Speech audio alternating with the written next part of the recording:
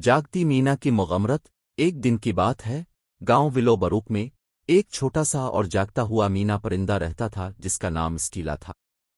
Stella دوسری مینوں کی طرح نہیں تھا جو شاخوں پر بیٹھ کر پورے دن چھنکرتی رہتے تھے۔ اس کے دل میں سیر کی بھوک اور دنیا کے بارے میں سوالات بھرے ہوئے تھے۔ ایک روشن صبح کے وقت جب دھوپ میدانوں کو چمکتی تھی، سٹیلا مرزا ہاپر کی کٹ پر کھڑکننے لگی۔ مرزا ہاپر کو اپنے گرم دل اور دانائی کہانیوں کا معاشرتی شناسہ ہوتا تھا۔ سٹیلا نے پر اچھلا کر پوچھا، مرزا ہاپر، صبح بخیر، کیا آپ کے پاس گاؤں کے باہر دنیا کی کوئی کہانیاں ہیں؟ مرزا ہاپر ہنس پڑی اور اس کی آنکھوں میں ستاروں کی طرح چمکتا ہوا دکھائی دیا۔ کیوں سٹیلا، میرے پاس بہت سی کہانیاں ہیں جو میں اب سے شیئر کر سکتی ہوں، لیکن پہلے کیا آپ نے کبھی جادوئی جنگل کے بارے میں سنا ہے؟ سٹیلا کی آنکھیں حیرت سے بھر گئیں۔ جادوئی جنگل؟ نہیں، مجھے اس کے بارے میں کچھ معلوم نہیں۔ وہ کیسا ہے؟ یہ ایک جگہ جو کہ دنیا کی مغربی طرف واقع ہے، اس کے لیے سیاہ جادو ہے۔ کہا جاتا ہے کہ جادوئی جنگل میں ہماری تصور سے بھی زیادہ مخلوقات رہتے ہیں، بولتے ہوئے جانور، چمکتی مکھیاں اور اندر نما درخت بھی جو گانے گاتے ہیں۔ سٹیلا کا دل حیرت سے پر ہو گیا۔ آئے مرزا ہاپر، وہ بھائی بھائی مذاق کرتے ہیں، میں جادوئی جنگل دیکھنا چاہتی ہوں۔ مرزا ہاپر نے مسکرا دیا۔ او، ایسا نہیں ہے میری پیاری سٹیلا، جادوئی جنگل ہمارے گاؤں سے بہت دور ہے اور اس کا راستہ خطرناک ہوتا ہے، لیکن اگر آپ واقعی جانا چاہتی ہیں تو میرے پاس آپ کے لیے ایک تحفہ ہے۔ انہوں نے سٹیلا کو چمکتا ہوا بلبل کی شکل کا پینڈنٹ دیا۔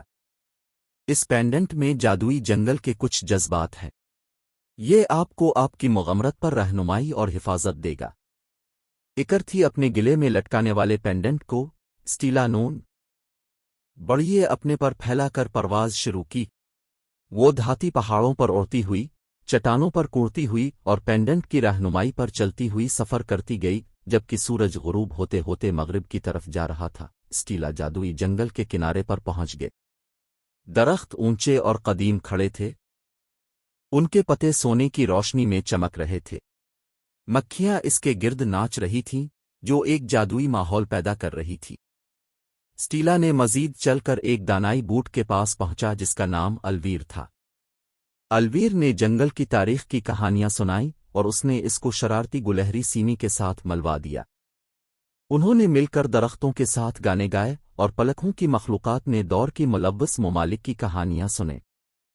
دن بدلتے گئے اور ہلکے سرمائی رنگوں کی طرف پلٹ گئے۔ ایک دن سٹیلا کو اپنے دل میں ایک ڈیکن محسوس ہوا۔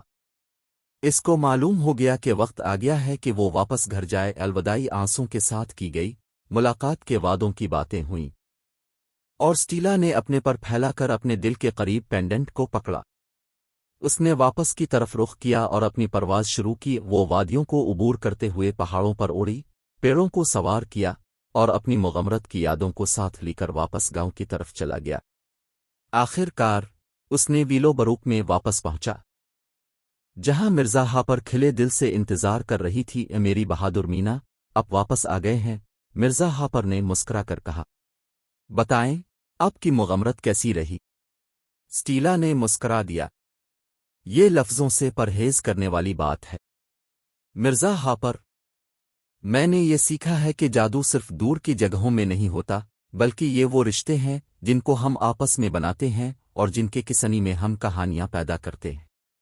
اور اسی طرح سٹیلا نے ویلو بروک میں اپنے دنوں گزارے۔ میں جادوئی جنگل کی کہانیاں دوسری مینوں کے ساتھ شیئر کیں۔ ہر کہانی کے ساتھ اس کا گاؤں ہر دن تھوڑا سا روشن ہوتا گی، الف تھوڑا سا جادوئی، جیسے کہ مغاورت اور دوستی کی روپر پروں کی پروں، دل کی دل پر۔ اور یہی کیسے جاگتی مینا سٹیلا نے اپنے خوابوں کو کہانیوں میں تبدیل کیا اور اپنی کہانیوں کو جادو میں تبدیل کیا، اپنے گاؤں اور جادوئی جنگل کو ہمیشہ کے لیے حیرت و شوق سے بھر دیا۔